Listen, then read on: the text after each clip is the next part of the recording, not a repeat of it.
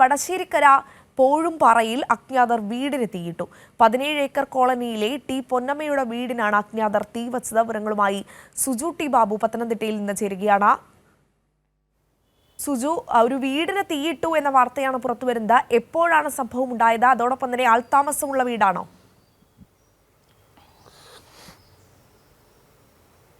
അഞ്ജന, ഇന്നലെ രാത്രി 12:30-ക്കും 1 മണിക്കും ഇടയ്ക്കാണ് ആ സംഭവം നടക്കുന്നത്. 17 ഏക്കർ കോളനിയിലെ ടി പൊന്നമ്മയുടെയും മകൻ രാജ്കുമാറിൻ്റെയും വീട്ടിലാണ് ഇന്നലെ തീ ഇട്ടിരുന്നത്.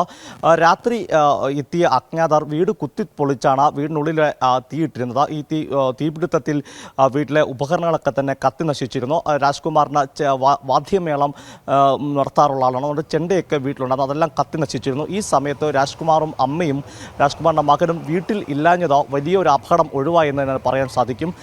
ഇന്നലെ രാത്രി ഈ സംഭവം നടക്കുമ്പോൾ ഒരു ബന്ധു വീട്ടിൽ പോയിരിക്കുമായിരുന്നു. അതുകൊണ്ടാണ് ഒരു അപകടം ഒഴിവായി മാറിയതെന്ന് ആശ്വസിക്കാവുന്നൊരു കാര്യം തന്നെയാണ്. ഇന്നലെ രാത്രി എത്തിയ ഈ അജ്ഞാതർക്ക് പക്ഷേ കൃത്യമായിട്ട് രാജ്കുമാറിൻ്റെ വീടും പരിസരവും കൃത്യമായി അറിയാമെന്ന് മനസ്സിലാക്കാൻ സാധിക്കുന്നത്. കാരണം വീട്ടിലൊരു വളർത്തു നായുണ്ട്. ഈ വളർത്തു നായ്ക്ക് പൊതിച്ചോറ് നൽകിയ ശേഷമാണ് വീട് കുത്തി തുറന്ന് വീട്ടിനുള്ളിൽ അജ്ഞാതർ തീയിട്ടത്.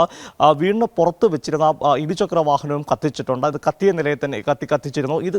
ഈ പുറത്തിരുന്ന ബൈക്ക് കത്തുന്ന കണ്ടാണ് പ്രദേശവാസികൾ ഓടിക്കൂടുകയും പിന്നീട് തീ അണയ്ക്കുകയും ചെയ്തിരിക്കുന്നത്.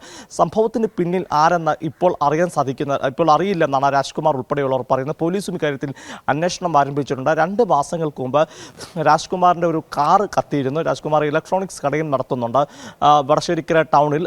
അതിന് സമീപത്ത് വെച്ചായിരുന്നു രാജ്കുമാറിൻ്റെ കാറ് അന്ന് കത്തിയിരുന്നത്. പക്ഷേ അതൊരു സ്വാഭാവികമായി ഇലക്ട്രോണിക്സ് കാർ കത്തിയതാണെന്ന ധാരണയായിരുന്നു രാജ്കുമാറിനുള്ളത് ഉണ്ടായിരുന്നത്. അതിനാൽ തന്നെ പരാതിയൊന്നും പോലീസിൽ നൽകിയിരുന്നില്ല. എന്നാൽ ഇന്നലെ ഈ സംഭവം നടക്കുമ്പോഴാണ് ആ കാറ് കത്തിയത് ഉൾപ്പെടെ കൂടുതൽ ദുരൂഹത വർദ്ധിക്കുന്നത്. എന്തായാലും ഈ വീട്ടിൽ ഇന്നലെ രാത്രിയാണ് അജ്ഞാതരെത്തി തീയിട്ടത്. സംഭവത്തിൻ്റെ കൂടുതൽ അന്വേഷണത്തിൽ മാത്രമേ ആരാണ് ഈ തീയിട്ടതെന്നുള്ള കാര്യത്തിൽ അല്ലെങ്കിൽ കത്തിച്ചതെന്നുള്ള കാര്യത്തിൽ വ്യക്തത വരികയുള്ളൂ.